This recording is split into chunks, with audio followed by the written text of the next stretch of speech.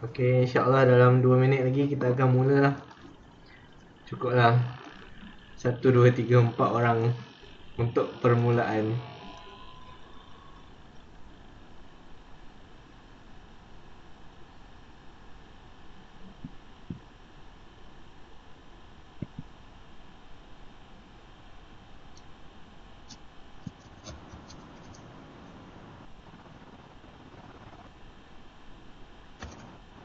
Ish, stay kot. Tak apalah. InsyaAllah perbualan dan video ni akan direkodkan dan mungkin akan di-upload lah kemudian.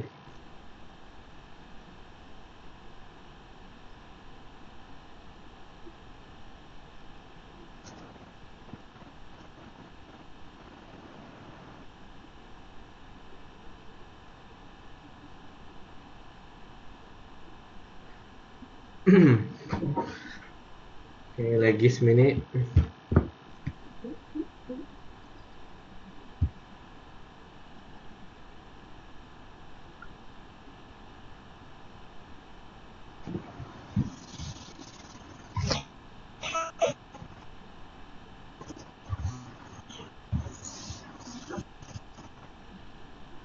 Tapi macam mana Firdausi boleh ni ke mute kan mic ke?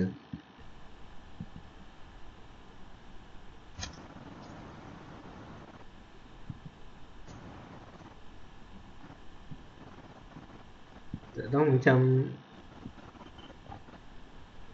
boleh dengar suara sikit-sikit lah, tapi tak dengar sangat.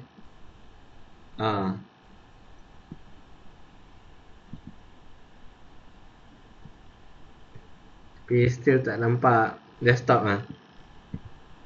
Okay, tak apa. Bismillahirrahmanirrahim. Assalamualaikum dan selamat malam. Tahniah dan terima kasih kerana berjaya menyertai free webinar program Celik Kewangan yang pertama-tama sekali dijalankan lah. Nampaknya kehadiran malam ni Alhamdulillah ada juga beberapa orang walaupun tak ramai. Tapi kita akan teruskan juga dengan apa yang akan saya bawalah pada malam ini. Seperti mana yang diberitahu dan diwar-warkan di page Mahir Saham grup Telegram, webinar ni akan berlangsung selama 1 jam, di mana setengah jam akan diperuntukkan untuk belajar asas-asas pelaburan, basic info lah tentang pelaburan, dan setengah jam lagi sharing discussion berkaitan dengan ke mana hala tuju pasaran bursa saham Malaysia, saham-saham yang berpotensi dan sebagainya. Di situ kita boleh bertukar-tukar pendapat lah, dan mungkin beberapa pendidikan technical analysis untuk saham-saham tertentu. Okey, jadi kita pergi kepada tentang konsep asas-asas pelaburan. Okey, so berkaitan dengan asas-asas pelaburan,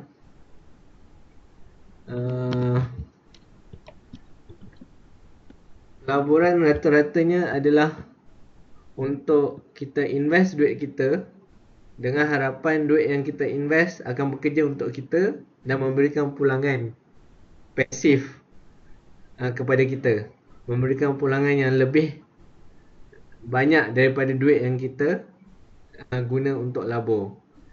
Dan saya suka untuk berkongsi berkaitan dengan apa yang Robert T. Kiyosaki selalu cerita lah.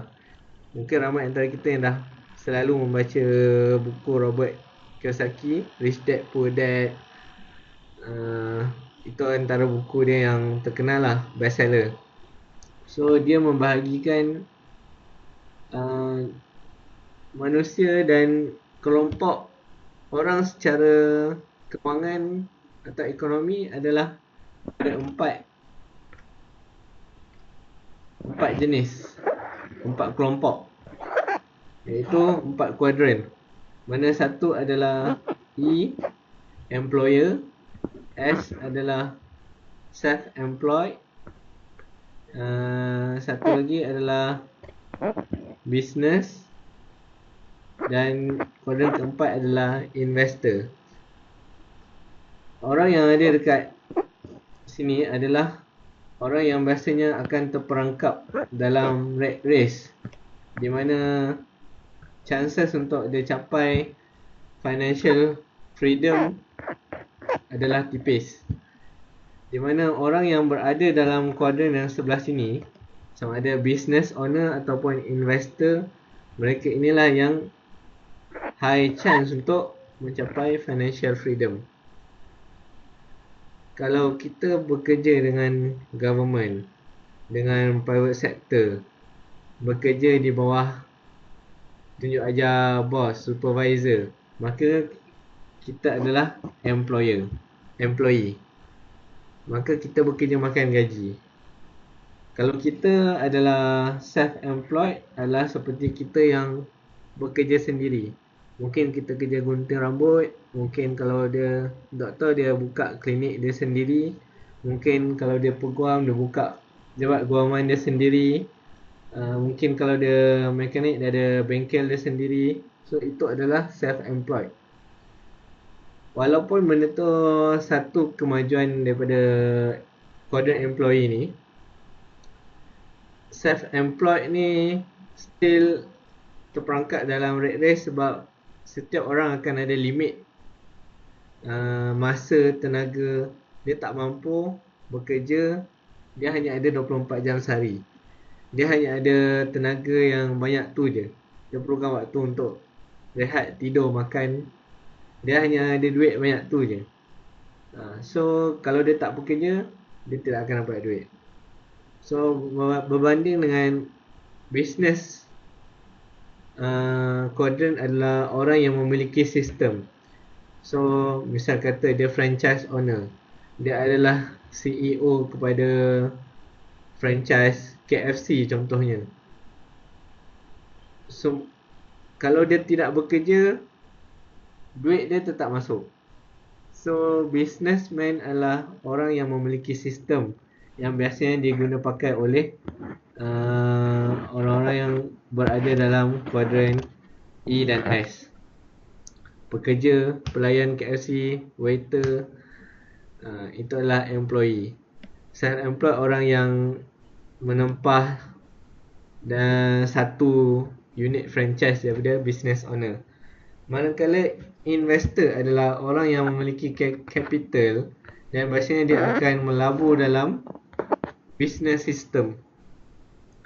So duit yang dia dapat adalah untuk dia kembangkan, dia labur lagi, kembangkan, labur lagi, untuk akhirnya dia mencapai financial freedom lah. Jadi nak tak nak, untuk mencapai financial freedom, aspek investor dan business adalah aspek yang tidak boleh diambil mudah lah. Dan untuk menjadi investor yang baik adalah seseorang yang sebenarnya harus memahami sistem bisnes dengan baik. Baru dia boleh jadi investor. Baru dia boleh jadi good investor lah. Ya. So apa jenis-jenis pelaburan yang ada? Okay, so rata-rata kat sini saya dah tulis lah. Jenis-jenis pelaburan yang biasa orang join atau terlibat adalah: satu, hartanah, real estate.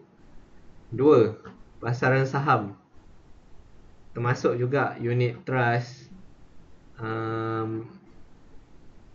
fixed deposit ke, itu pun boleh jadilah money market. Itu adalah pelaburan saham.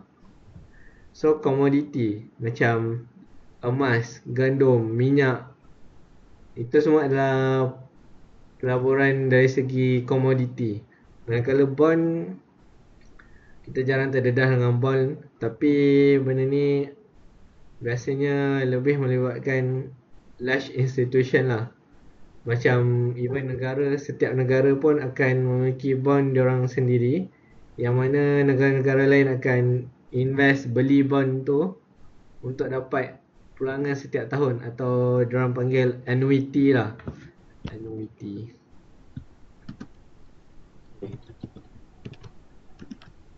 So, kenapa bestnya pelaburan ni?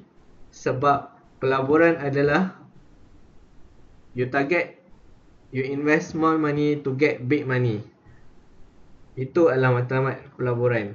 Sama juga business, you start with small money to get more money, big money, and then kembangkan business kita.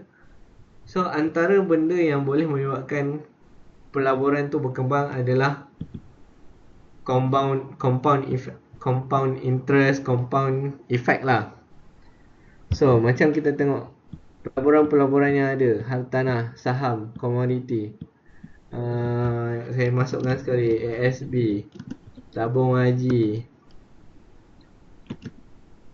lagi unit trust, KWSP. Okey, ini so compounding effect adalah contoh melabur dalam satu instrumen kewangan yang memberikan pulangan sebanyak contoh 8% setahun, 10% setahun. So kalau kita melabur RM1,000 lepas setahun, kita akan dapat RM100, 10% daripada 1,000. So last kali kita akan dapat RM1,100. Tahun kedua, kita bermula dengan RM1,100. Lepas tahun kedua, 10% daripada 1,100, kita akan dapat extra RM110. Ditambah dengan RM1,100, maka jumlah lepas tahun kedua adalah RM1,210. Okey, so duit tu akan berkembang. Tahun pertama 100, tahun kedua 110, mungkin tahun ketiga keempat 140, 160. So itu yang menyebabkan duit yang sikit akan menjadi lebih banyak. Dan ada orang, rule of 72 adalah antara rule yang popular lah sebenarnya, untuk mengira secara mudah bila sesuatu pelaburan atau duit kita akan berganda, 2 kali ganda. Misal kata kita melabur sebanyak RM1,000, bila duit kita akan jadi RM2,000. So dengan melihat kepada percentage, misal kata kalau satu pelaburan tu mampu memberikan tetap 10% setahun, 72 bahagi 10 sama dengan 7.2 tahun. So untuk duit RM1,000 kita jadi RM2,000, maka memerlukan dalam 7 tahun, 7.2 tahun. So itulah antara konsep compound effect untuk pelaburan. Jadi penting untuk kita dalam pelaburan adalah menjadi realistik dan tak berpijak atas angin lah. Kita perlu tahu, macam sebenarnya kita bekerja, kita carung KWSP, orang KWSP akan laburkan duit kita dan memberikan pulangan balik kepada akaun KWSP kita. Kalau ikutkan tahun 2015, rekod KWSP pulangannya adalah 6.4%. Sama juga macam tabung haji, kita letak duit dalam tabung haji, maka tabung haji akan gunakan duit tu untuk diorang melabur dalam syarikat-syarikat yang diorang rasa berpotensi, dalam bisnes diorang sendiri. So pulangan yang mereka dapat daripada aktiviti pelaburan mereka, sebahagiannya akan disumbangkan, diberikan kepada orang yang pendeposit, orang yang meletakkan duit dalam tabung haji. So untuk tahun lepas tabung haji memberikan pulangan sebanyak 5% dan 3% bonus lah untuk mereka yang belum mengerjakan haji. Dan duitnya dalam RM10,000 lah dalam bank. Jadi kat situ kita boleh tengok rate ASB pula untuk tahun 2015 7.25 sen campur 5 sen bonus 50 sen bonus so pulangan sebenarnya 7.75% lah untuk tahun lepas.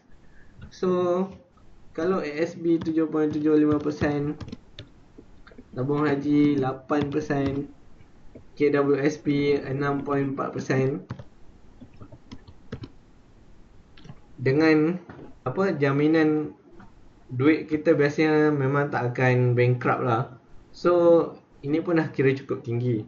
Tapi kalau kita memang mengharapkan pulangan lebih daripada 6 ke 8% ni, maka tak dapat tidak kita perlu belajar pasal pelaburan. Antaranya yang boleh bagi pulangan yang melebihi itu adalah seperti unit trust, boleh mencecah sampai 13% setahun. Saham adalah high risk high gain, boleh mencecah sampai 100 ke 300% setahun. Itu yang memang superb lah. Tapi paling-paling pun kalau bijak at least 15 ke 15% lah. Biasanya kajian menunjukkan dalam equity ataupun pasaran saham for the long term, setiap tahun dia mampu memberikan pulangan sebanyak 11 ke 15%. Compound annual growth rate lah, CAGR. So ni nanti ada tahun saham tu mungkin akan jatuh 47%, tapi pada tahun kemudian dia akan naik balik 98%. Contohnya so bila dia kira-kira balik, dia berdasarkan pengiraan dia 11 ke 15% lah. So for the long term, pelaburan dalam saham jika kita pandai pilih adalah bagus. Namun begitu, macam saya cakap, ASB duit yang diorang dapat, diorang labur dalam saham komoditi bond. Tabung haji pun saham komoditi bond. Cuma unit trust sama juga, saham komoditi bond. So tugas kita adalah, kalau tak sanggup untuk belajar saham, melabur dalam saham, maka serahkan kepada fund manager. Tapi untuk tu kita harus bayar sedikit yuran lah. Yuran untuk diorang uruskan fund kita, untuk kita tak perlu susah-susah bandingkan syarikat-syarikat dekat pasaran saham dan sebagainya. So itulah pelaburan dengan compounding effect. Berkaitan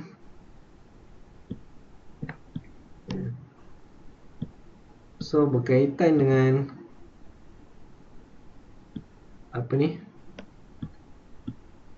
opportunity cost. Opportunity cost adalah sesuatu, setiap benda, setiap decision yang kita buat, semuanya ada cost. Misal kata kita beli pen RM50. Kalau kita tak beli pen RM50, sebaliknya kita laburkan dalam tabung haji misalnya, kita sudah akan dapat 8% daripada RM50 tu. So maksud kat situ, opportunity cost kita hilang sebanyak 8%. Faham tak? Ada peluang yang lebih baik.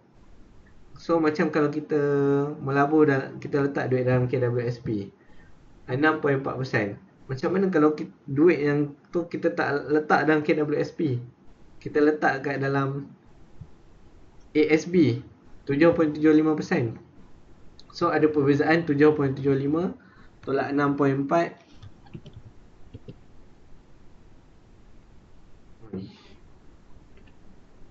7.75 tolak 6.4. Ada opportunity cost 1.35%. Maksud kita kerugian bukan kita rugi duit tu lah, tapi kita terlepas peluang untuk mendapatkan extra 1.5% daripada 1.35% daripada duit yang kita laburkan. So dalam pelaburan, the task is decide untuk melabur itu adalah satu step, dan the other step is to optimize the investment. Itu adalah opportunity cost. Jadi itu sebab kalau kita ada peluang, kenapa kita harus lepaskan atau sia-siakan peluang tersebut kan. Itu berkaitan dengan sedikit sebanyak berkaitan dengan pelaburan lah. So tak pula sebenarnya, habis lah tajuk berkaitan dengan pelaburan. Jadi yang selebihnya mungkin audience ada apa-apa soalan, apa-apa pertanyaan berkaitan dengan topik kita pada malam ini, boleh tulis di ruang conversation lah.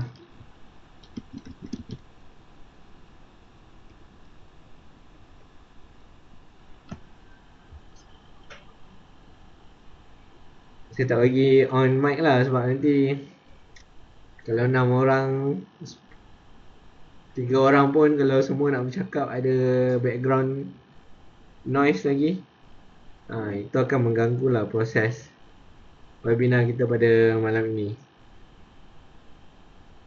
Jadi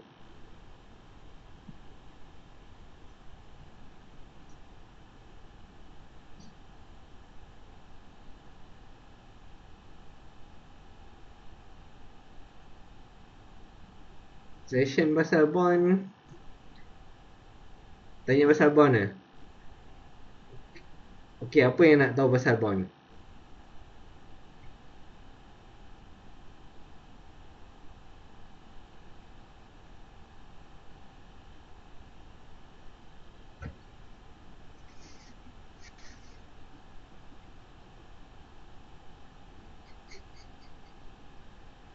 Okey Just nanti saya minum je.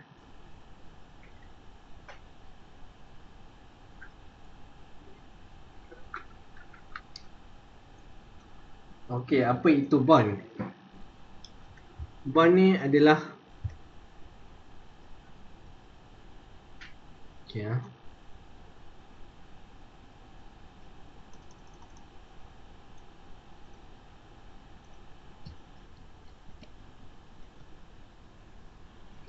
bond adalah hutang sebenarnya. So dalam bond, satu syarikat atau company atau negara, dia akan keluarkan satu bond, satu hutang. So orang yang membeli bond ni adalah orang yang memberikan pinjaman lah.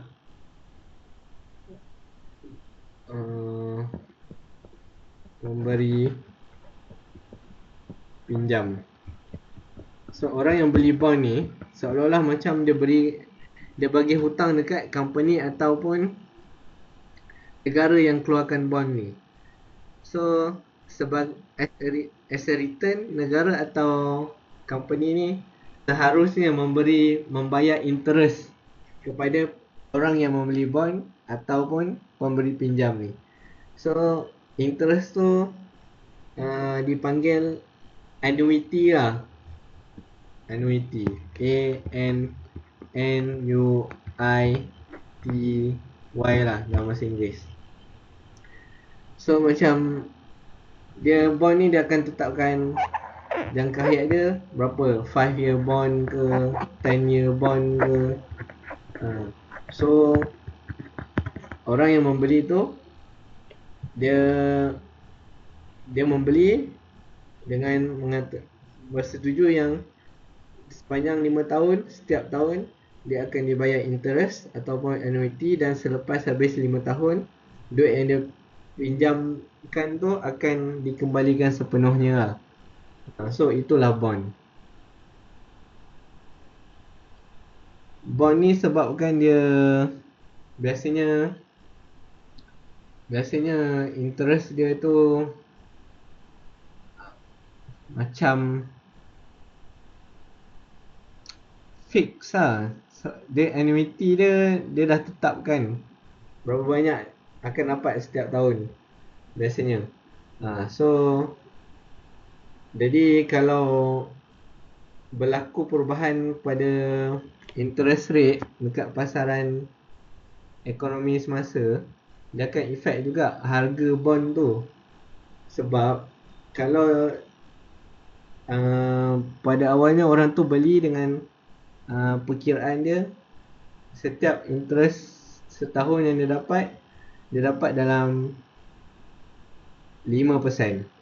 Tapi sampai satu tahap ekonomi berkembang gila-gila, interest rate naik, so dan orang simpan dalam bank pun boleh dapat, fixed deposit pun boleh dapat 7%.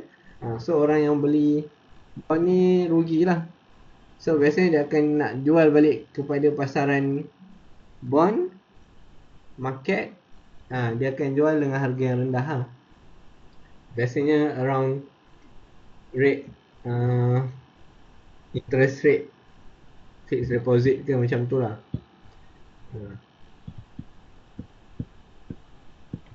Faham ke?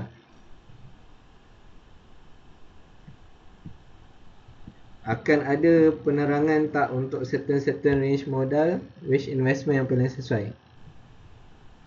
Ada, nanti saya akan beritahulah beberapa cadangan.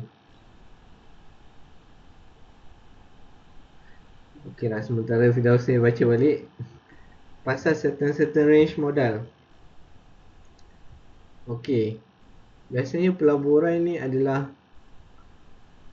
jumlah yang kita laburkan tu biasanya selepas kita ada backup dan selepas kita ada emergency fund. Emergency fund biasanya 6 ke 6 bulan gaji bulanan kita lah, yang dalam bentuk simpanan cash. So duit lebih tu baru invest lah. So kalau duit banyak, bergantung. Kalau nak diversify duit banyak, sikit kita boleh letak kat boleh main property, sikit kita boleh main saham, sikit boleh letak kat tabung haji. Okay, tak banyak duit, contoh berapa, RM500. Apa kita boleh buat dengan RM500? Beli rumah sah-sah tak mampu. Satu 1 to 5k. Beli rumah sah-sah tak mampu. Kalau 1 to 5k tu biasa boleh lah buat booking fee. Tapi kalau memang tu je duit yang ada, booking fee pun dah 1 ke 5k, macam susah. Kalau lepas tu pun tak dapat sediakan lagi untuk cover progressive installment ke. Jadi tak dapat lah main property. 1 to 5k. Kita tengok pula daripada segi berapa lama yang kita target duit tu kita nak dapat dalam masa 5 tahun ke, 2 tahun ke, sebulan ke, 10 tahun ke, untuk persaraan ke, untuk education fund anak-anak ke. Apa matlamat? Matlamat pelaburan. Nak jadi kaya, nak jadi jutawan.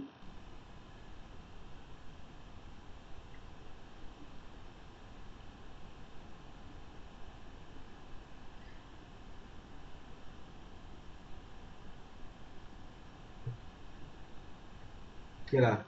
Katalah. Okay. So untuk midterm 5 tahun. Target 300 ke 500%.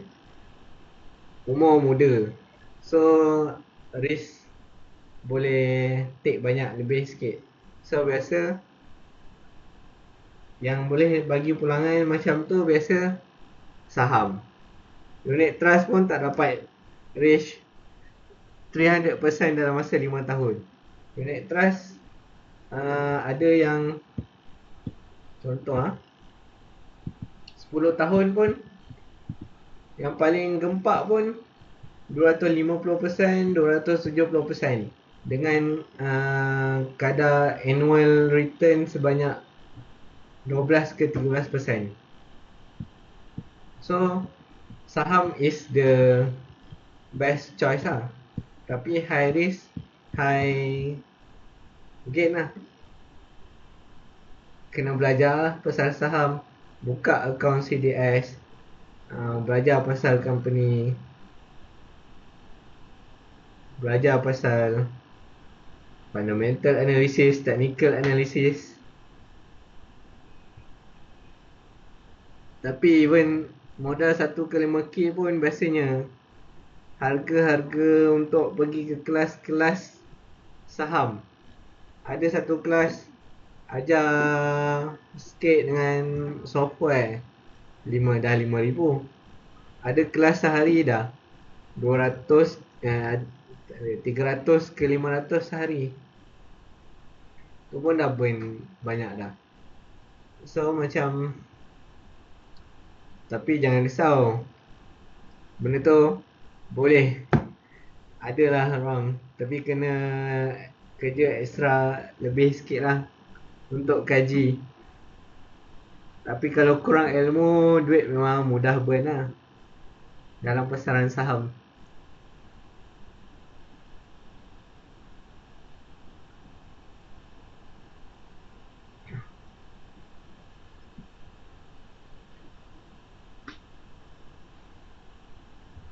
Bond ni sepatutnya dia dah tetapkan setiap tahun dia akan bayar. Kita adalah pemberi pinjam. Kita yang masa kita beli tu, kita dah macam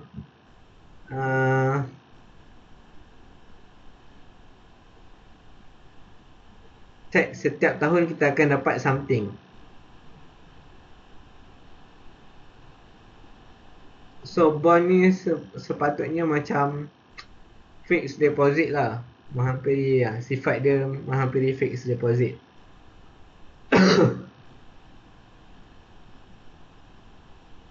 Tapi biasanya rate dia lebih tinggi daripada fixed deposit lah.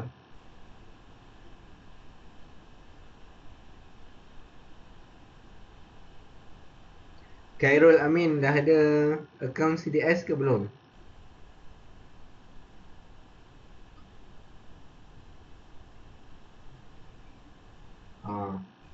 Dah start melabur ke?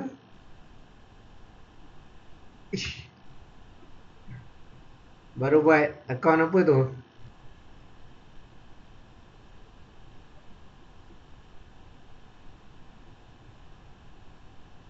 Akaun apa? Maybank, M Plus, RHB, CIMB. Okay lah, so kita buka cerita pasal akaun, jenis-jenis akaun lah. Akaun ada banyak jenis. CDS, akaun nak trading. Ada cash account, limit account, margin account. Okay. So CIMB apa yang saya tahu, saya tak rasa ada cash account. Dia mesti limit account lah. So limit account, kita masukkan duit RM1,000. Kita boleh trade jual beli saham. Biasanya dia bagi 3 kali ganda lah, sampai RM3,000. Tapi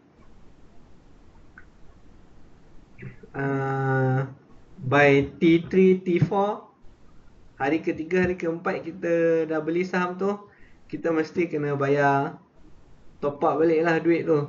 Tu bukan duit free lah. Kalau kita, so biasa limit account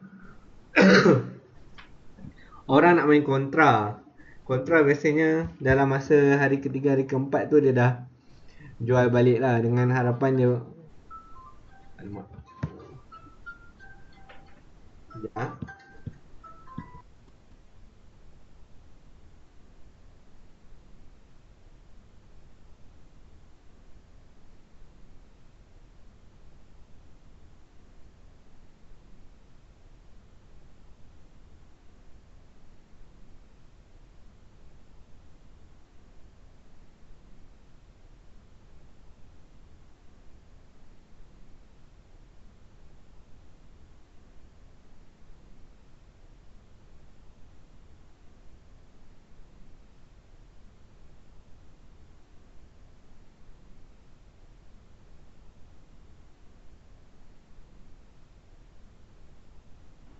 Okey, okey.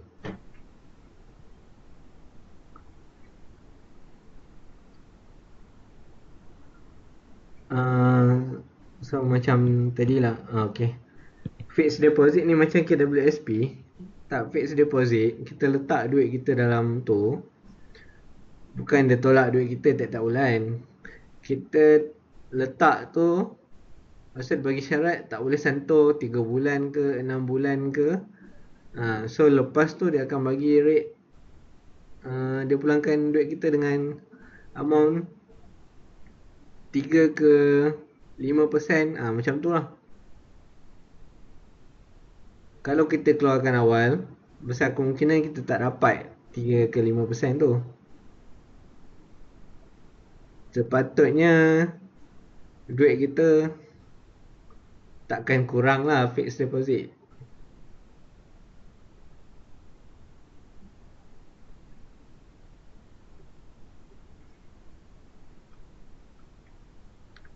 Melabur apa? Saham? Apa? Emas? Emas ETA?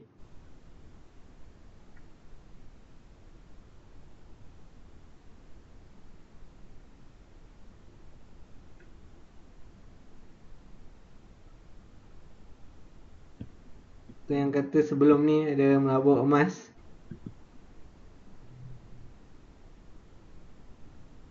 Boleh beli emas fizikal je lah. Ke ada yang tersontot tahun lepas.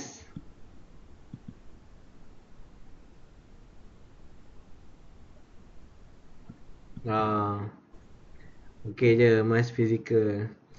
Dia macam ni lah, kalau nak buat sesuatu tu biasa fikirkan halal haram pun kena fikir jugalah. So banyak benda kalau kita fikir dari segi syariah tak syariah, kita boleh terlepas banyak skim-skim yang memerangkap sebenarnya.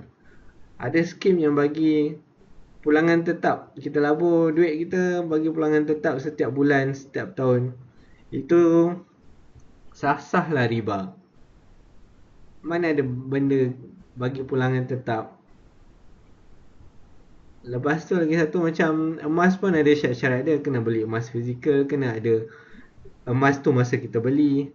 Tak boleh main macam Maybank gold account, beli sikit, top up sikit apa semua. Mana beli 1 gram, ada ke emas dia boleh bagi emas 1 gram on the spot? Tak ada.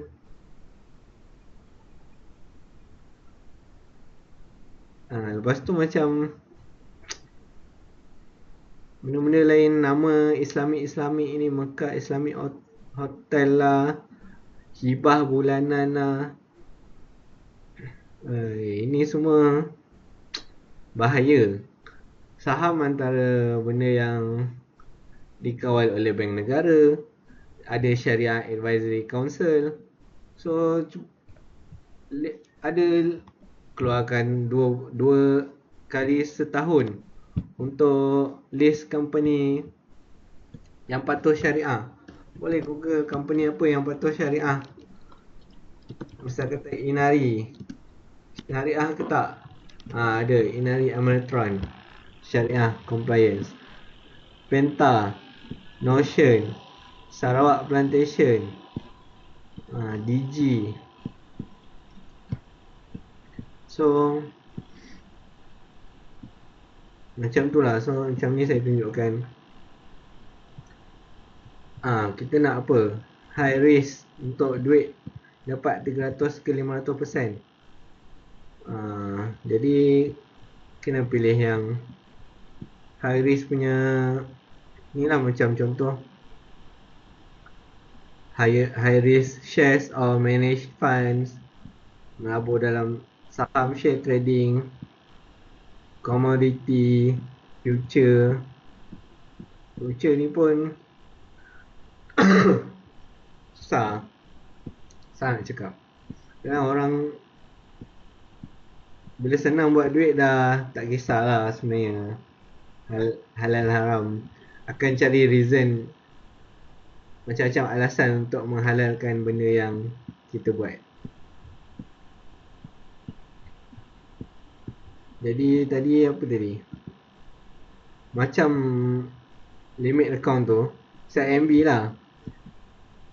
Biasa limit account ni transaction cost pun kena ambil kira juga. Biasa sekali order je at least RM28 burn. RM28 ke RM30 burn. Modal 1k ke 5k, RM28 sekali beli. Sekali beli, sekali jual. So dah dalam RM56, RM60 lah katanya. RM60 daripada RM5,000.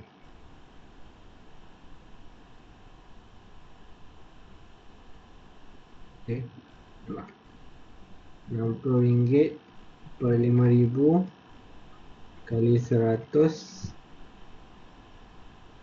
Dalam 1.2% lah cost dia.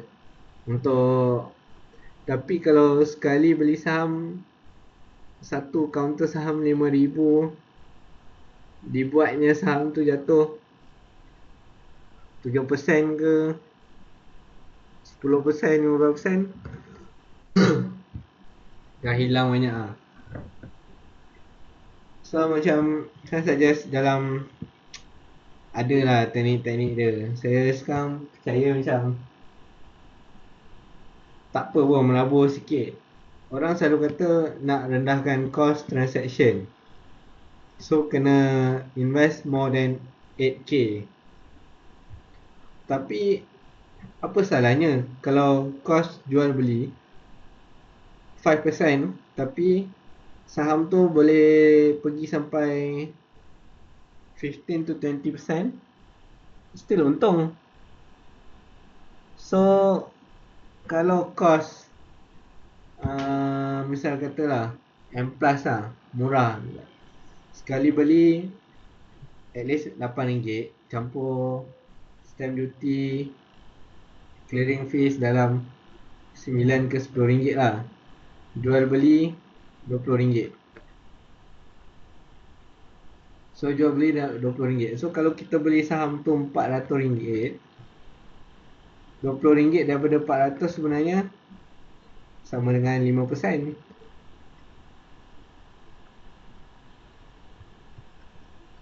So kalau dapat harga saham kita beli tu naik more than 5%, kita dah untung. Dalam saham so RM20 tu sama dengan 5%. Kalau dia jatuh sampai 20% misalnya, so loss kita baru RM80, sebab kita invest RM400. So RM80 tu berbanding kita invest RM5,000, jatuh 20%, 10% dah RM500, jatuh 20% dah RM1,000 lah. Dalam saham pun penting juga diversification sebenarnya. So kalau berminat nak buka account M Plus, boleh contact saya lepas ni. Saya boleh tolong bukakan account.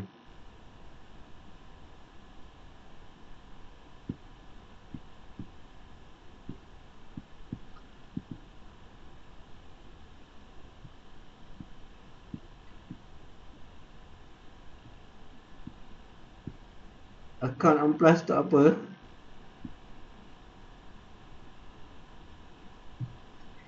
Dah ada account CDS ke belum bro?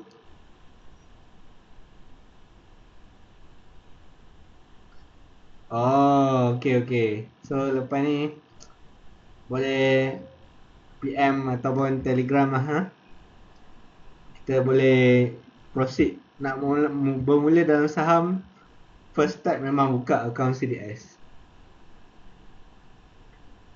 Account CDS tu alamak, terasa pun tak boleh tengok apa ni, tak boleh tengok desktop. So macam account CDS ha.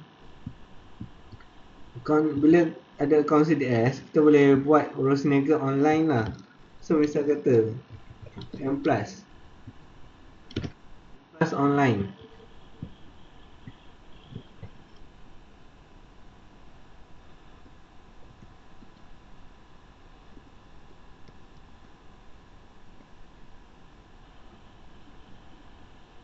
Nampak silap. Tu buka guna Internet Explorer. Ini contoh lah, contoh M Plus.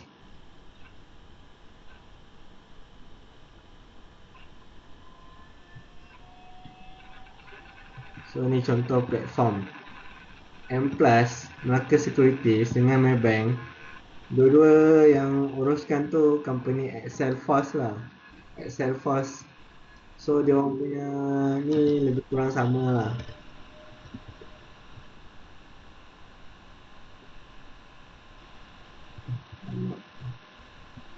Dia orang punya platform lebih kurang sama lah. Cuma kelebihan Melaka Securities, dia ada Q analysis. Maybank saya try cari-cari tak dapat lah buat.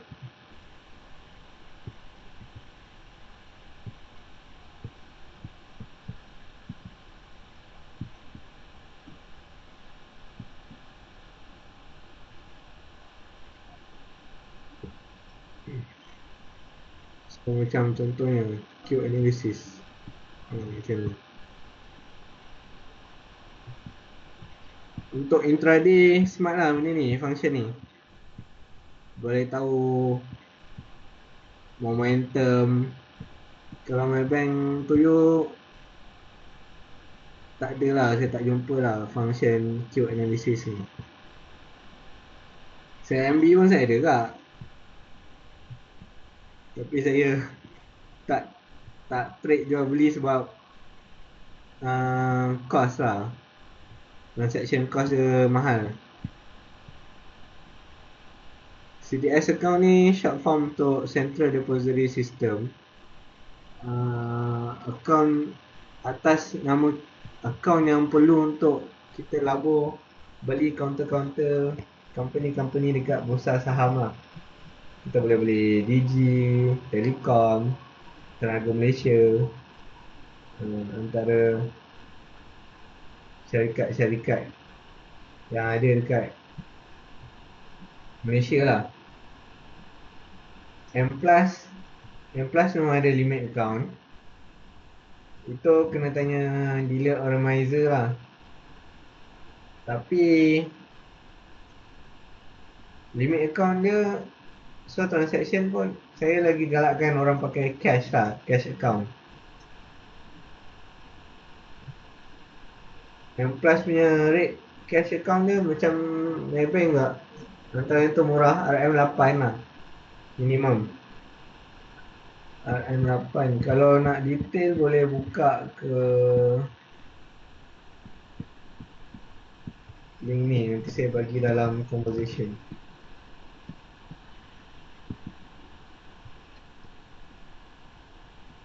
So macam ni M Plus. Maybank cash minimum RM8 ataupun 0.1%. M Plus minimum RM8 ataupun 0.08% kalau less than 30k, 0.05% kalau more than 30k lah transaction jual beli saham tu. Macam apa, RHB Invest RM12, Trade Smart Get Smart RM28. Ni limit lah ni, limit account. Ni pun limit account ni biasanya. So saya copy paste link tu ke CDS. RM10.60 je. Buka lah, tak ada masalah pun. Sepatutnya semua orang at least kena ada satu account CDS dengan harga RM10.60. Cuma masyarakat tak berapa sedar tentang pelaburan saham.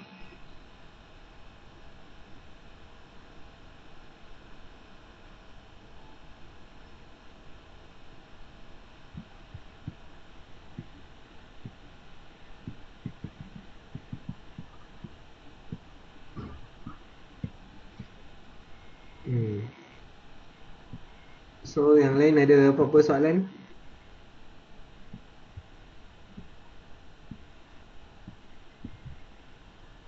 So berapa attendance ni? 1, 2, 3, 4, 5, 6. Okay lah.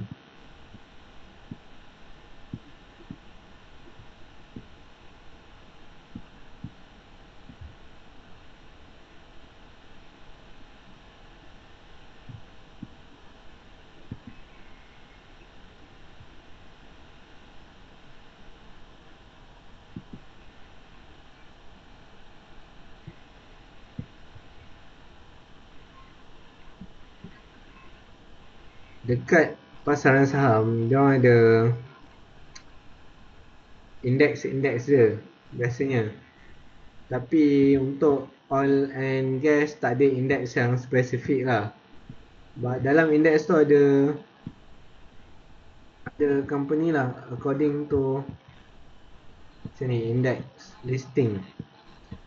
Ada consumer, ada industrial, consumer product industrial. Alamak, tak boleh buka. So boleh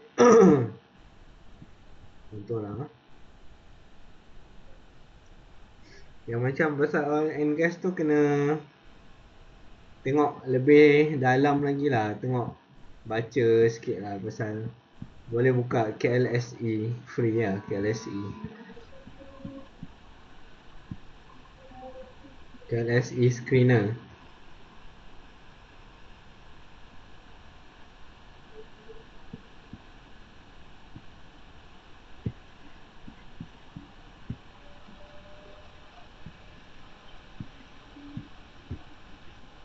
Tanya orang.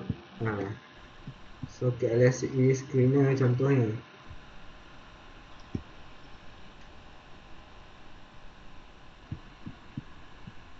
So KLSE screener. Kena masukkan lah company-company. Nak tahu company tu, dia kena tahu lah company apa. Macam Coastal contohnya.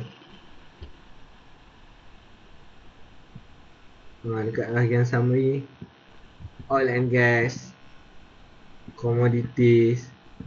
Antara company-company yang famous oil and gas, Dayang.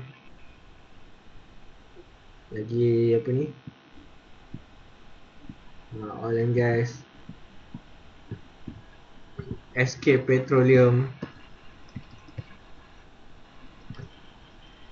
Itu antara company Sapura Kencana Petroleum. Pet Gas, Pet Duct. Itu antara company yang dia kena, saya nak cakap, benda ni kena baca sikit-sikit lah dalam pasaran saham. Lebih banyak ilmu kita tahu, lebih high probability untuk kita untung dalam pasaran saham. Pasaran saham adalah game of high probability. Lebih banyak kita tahu, lebih banyak kita belajar, lagi high chance untuk kita buat untung. Bukan gamble. Tide pun rasa dekat, kena tengok company tu lah. Kena baca sikit dia punya summarize. Tak ada ya, indeks teknologi ada rasanya. Sebetulnya.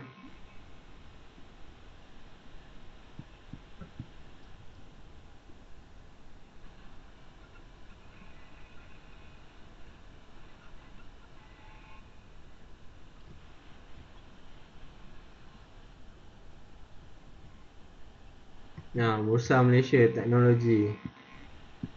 Ada indeks. So, company-company tech boleh yang ada dalam list ni lah. MTEL, Sensoft, Kuskapi, DNO, Dataprep, Digistar, Dnex, eForce, Excelforce lah yang buat apa ni?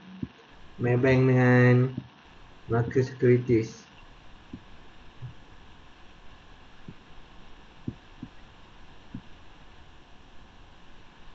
Mana tu? Elsoft, JHL Sys, Inari. Macam Inari antara orang semiconductor company. Antara yang buat ada certain komponen dalam iPhone. Lebih banyak jualan iPhone, lebih untung company Inari. Tapi kena fikir tambah faktor lain jugalah. USD, Malaysia Ringgit, pertukaran mata wang. So, benda tu semua berkait lah antara satu sama lain.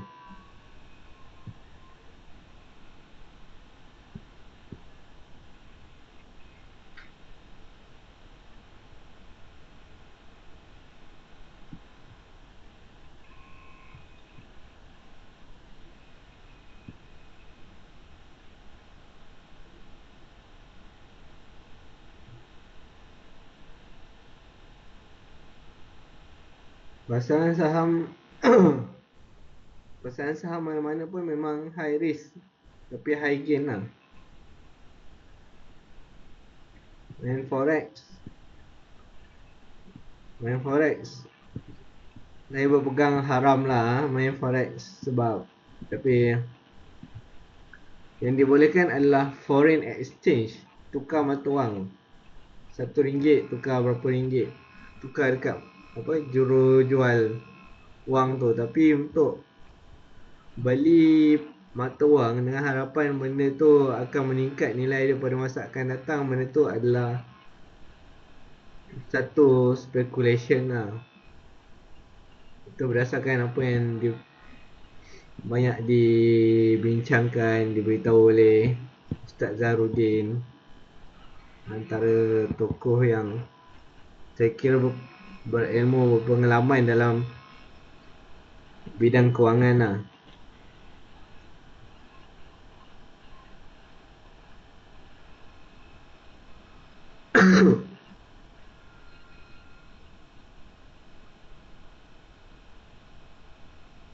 So saya rasa itu sahajalah nampaknya untuk malam ni.